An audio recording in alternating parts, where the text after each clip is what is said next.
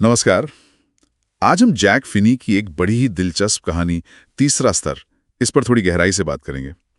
हमारे पास इसका एक सारांश है और हम कोशिश करेंगे कि इसके जरिए पलायनवाद, कल्पना और जो आजकल की जिंदगी का तनाव है उन मुद्दों को समझें।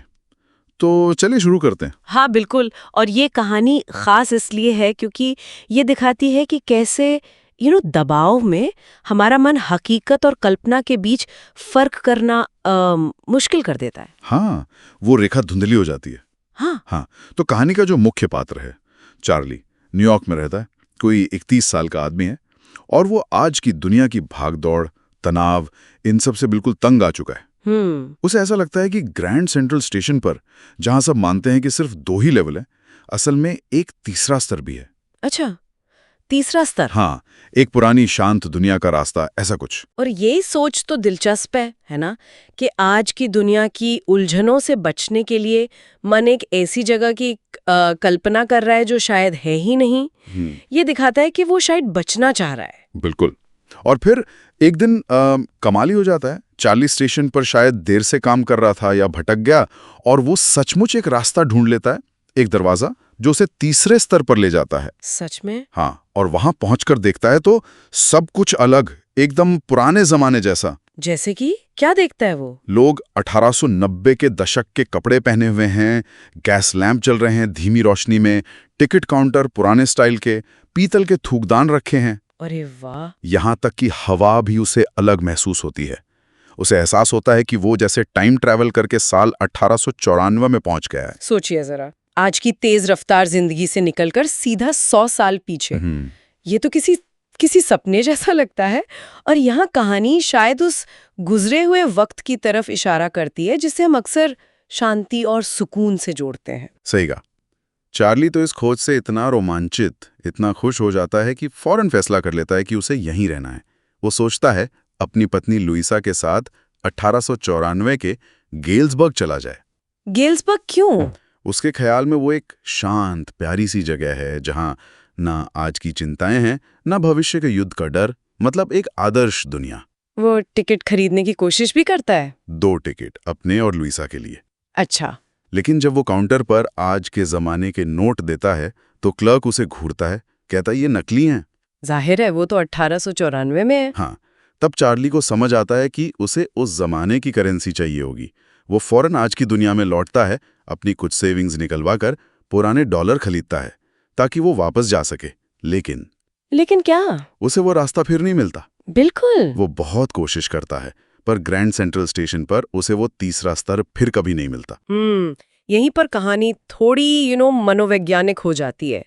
क्या वो वाकई वहां गया था या ये सब उसके दिमाग की उपज थी? हाँ, यही सवाल उठता है।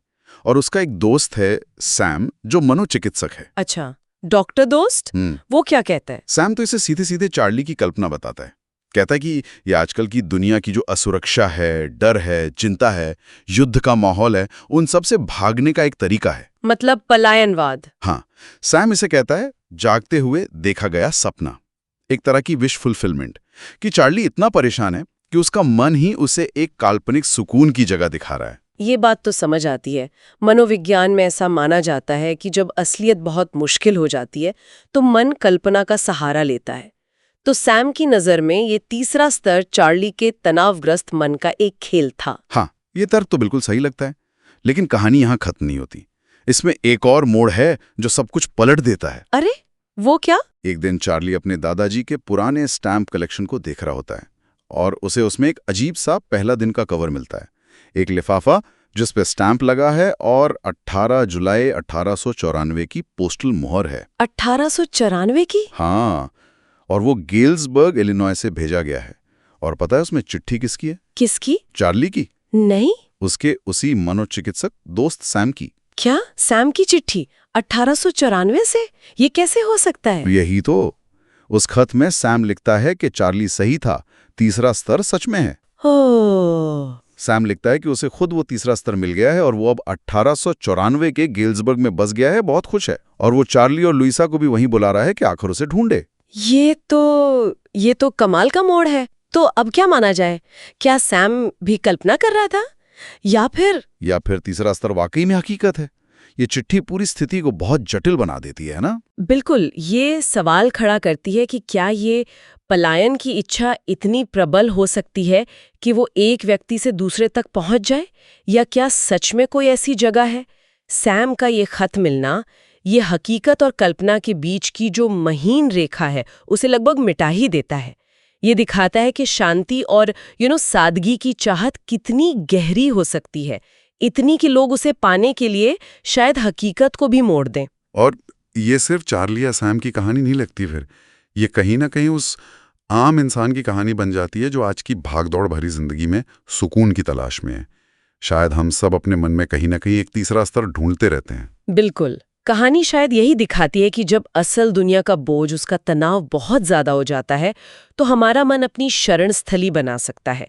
ये अतीत की तरफ देखने की, उस खोई हुई सादगी, उस शांति को वापस पाने की एक बहुत गहरी मानवीय तड़प को उजागर करती है। तो कहानी हमें एक बहुत ही दिलचस्प सवाल के साथ छोड़ जाती है आखिर में। हाँ, अंत में यही विचारणीय प्रश्न रह जाता है, क्या ये तीसरा स्तर सिर्फ चार्ली और सैम के थके हुए, तनावग्रस्त मन की उपज थी, एक कल्पना थी, या फिर मुश्किल वक्त में पनाह लेने के लिए, सुकून पाने के लिए हम सबके अंदर ऐसी काल्पनिक जगह बनाने की ताकत होती है? हकीकत और कल्पना के बीच की वो महीन रेखा, वो आखिर कितनी असली है?